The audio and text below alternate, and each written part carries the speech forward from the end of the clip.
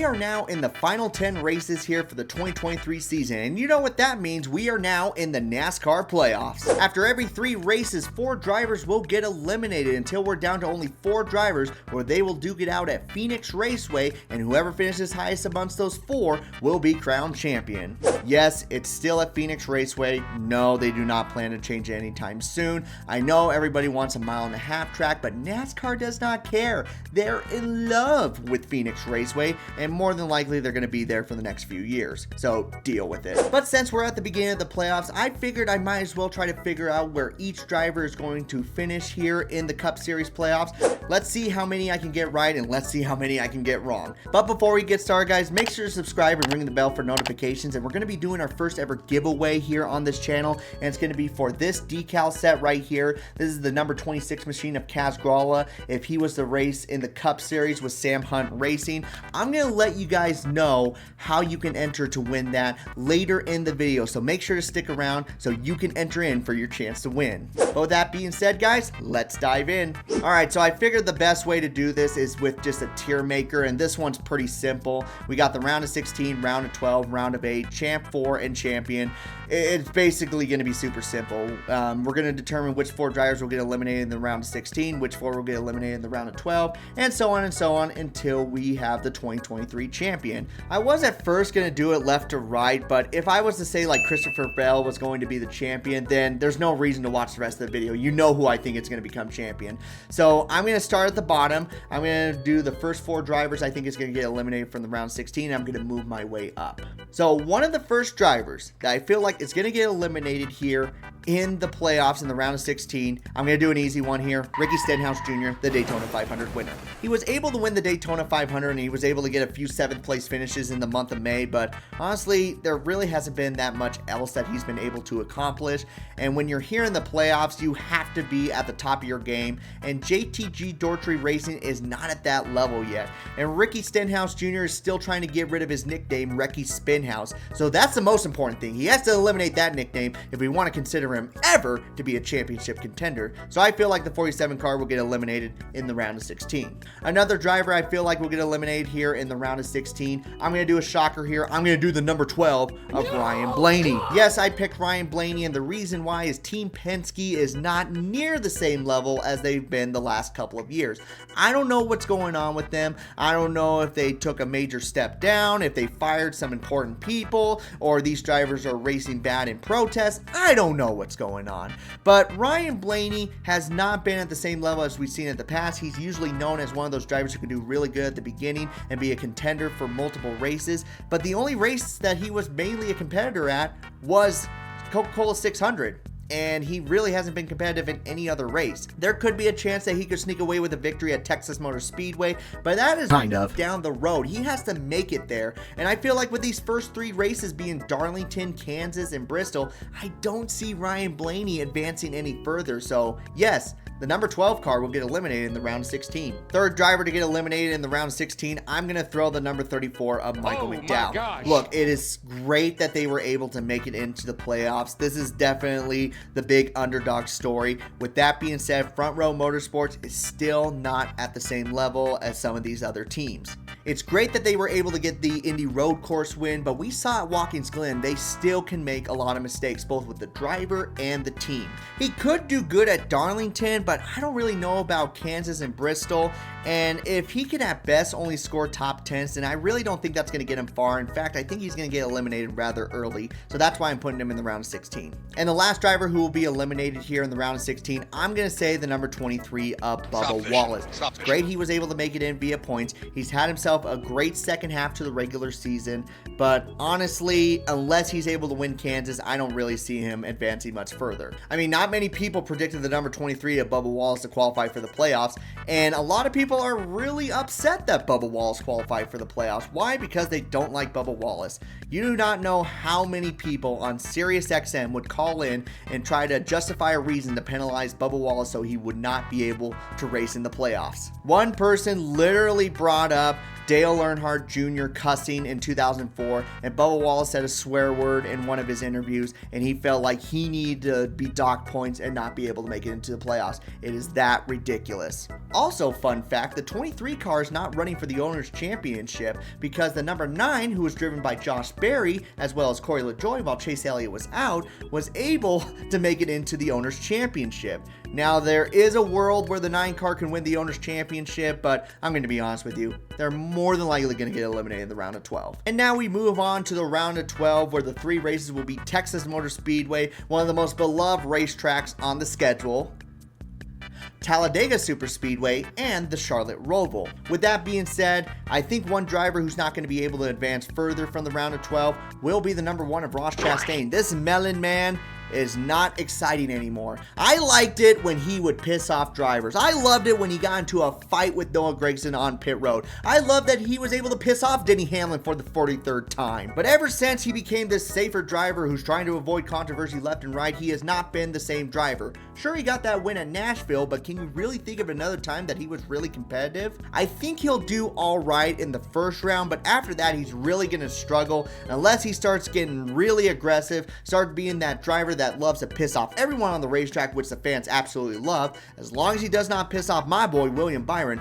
will be good. Next driver I feel like will be eliminated will be last year's champion, the number 22 of Joey Logano. Same story with Ryan Blaney, just haven't been at the same level, and I don't really see him winning Talladega. I don't see him winning the Charlotte Roval. I don't even see him being that competitive at Texas. Maybe a top 10 at Texas, but that's going to be about it. It's been a pretty odd season for last year's champion. It's almost like a championship hangover. I haven't said that in a very, very long time. I think the last person who did that was Jimmy Johnson when he got his 7th championship, but Joey Logano is almost on that same route, and I don't really see him advancing further. Still a really talented driver, just this year kind of odd. And then next driver I'm going to put here in the round of 12 has been a driver who's been kind of consistent, but I really don't feel like he's going to be doing that great here in the playoffs, and that's Christopher Bell. He's been scoring a lot of top 10s this season, but I don't know. I just don't feel too confident after the round of 12. Now, I could be wrong. He could be able to score a victory. He could be able to do something like he did last year where he only got 1 win in the regular season and he was able to win his way all the way into the championship 4 with his back up against the wall every single freaking time. But I don't see Lightning striking twice in the same area with the number 20 team. And also, you have Martin Truex Jr. who is able to make his way in. That is definitely a lot stronger. Denny Hamlin's still pretty strong. So Christopher Bell's no longer that second strongest car, or maybe even the first strongest car. He's at best the 3rd best. The only one he's beaten is Ty Gibbs. Now, the last driver I am going to eliminate here will be the driver who's retiring after the 2023 season.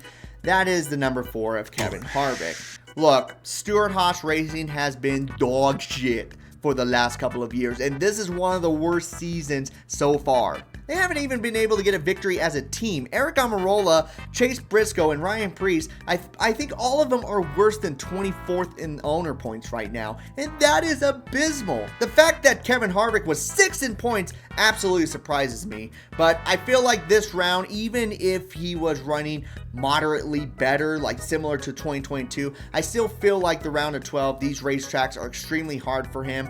You don't really think of Kevin Harvick when you think of Talladega or the Charlotte Roval. I'm pretty sure Texas is going to claim multiple drivers, and he more than likely might be one of them. So yes, Kevin Harvick is more than likely going to get eliminated in the round of 12. Now we move on to the round of 8, and yes, I have kept both the RFK Racing drivers in very, very long. How far are they going to make it? Am I going to put them in championship 4? Am I going to put them as champions? Nope. I'm going to put them in the, eliminated in the round of 8. Look, it's been a great run here in the summer stretch. These guys have been very consistent, and in fact, I would not be surprised if each one of these drivers is able to get a victory in both the round of 16 and round of 12. With that being said, they're not at the same level as Hendrick Motorsports. They're not at the same level as Joe Gibbs Racing or the other 2 drivers here on this list. I feel like it's going to be a great improvement from last year, from not having either of them make it into the playoffs to both of them making it into the round of 8. But looking at these 3 races in the round of 8, which will be Las Vegas Motor Speedway, Homestead Miami Speedway, and Martinsville, I can think of 4 drivers in each of those races that are stronger than these 2 drivers. So unfortunately, this is where the amazing comeback story ends for RFK Racing. And then one driver who's been able to advance by the seat of his pants in my own mind, but will get eliminated eliminated here in the round of 8 will be the number 45 of Tyler Reddick. He's kind of almost in the same spot as RFK Racing. I believe there's going to be a shot where he's going to be a contender for one of those races in the round of 16 or round of 12, but I mostly have him as a driver who's going to slowly but surely sneak his way through. He's going to be like the Chase Briscoe this season, and he's a little bit stronger than what the 14 was performing throughout the entire season. I just feel like these other drivers are just so stacked that he is unfortunately going to get eliminated here in the round of 8. And then the last driver I got eliminated here will be the number 8 of Kyle Busch. Now, Kyle Busch, a spectacular first year with RCR. I don't think anyone's complaining about that. It's been a great performance. He's been already able to match the same amount of wins as Tyler Reddick was able to do last year. With that being said, it has been kind of an off run for him during the summer stretch. He's not at the same level. He's not competing for victories like he was at the beginning. He's kind of been running around in the top 10, or some random problem happens to him and he finishes 30th or worse. But you can't ever count out Kyle Busch. I mean, he's been in the playoffs so many times. He knows how to run the playoffs, and I feel like he's going to be able to advance pretty far unless he has engine issues in the first round. Luckily, he's not with Joe Gibbs Racing, so I don't think that's going to happen. But unless he's able to show us something spectacular here in the first 5 races, I don't really see him advancing any further than the round of 8. I see his ceiling being this round and his floor being even down to the round of 16. I'm going to go be more optimistic though and say he gets eliminated in the semifinal round. So as of right now, I've moved up the championship 4. We got Kyle Larson, William Byron, Martin Truex Jr., Denny Hamlin. But before we go any further, I'm going to let you guys know the details on how you enter to win this decal here. Since the sponsorship is FDC Coffee, I figure in the comments, just write something about coffee.